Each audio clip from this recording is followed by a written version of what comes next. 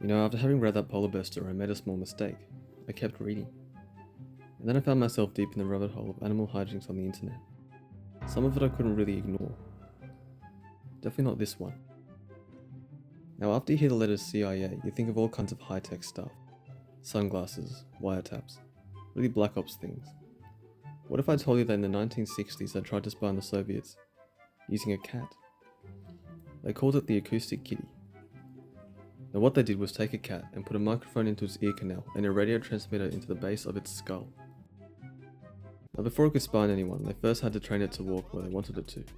If you've ever had a cat, you could probably imagine how that went. They tried to fix this by addressing the cat's sense of hunger in another operation. Now eventually the cat was deemed ready.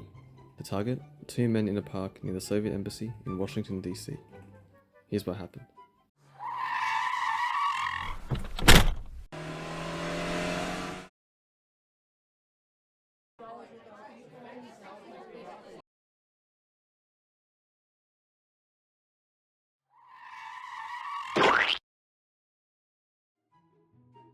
He got hit by a taxi.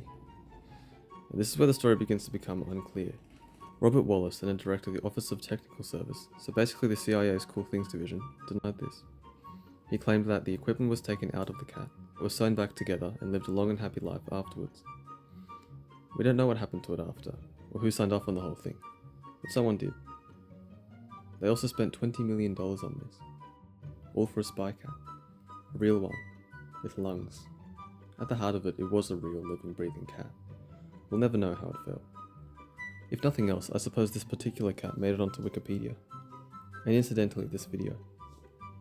The project was shut down in 1967. The official reason? Cats were impossible to train. Subscribe for more.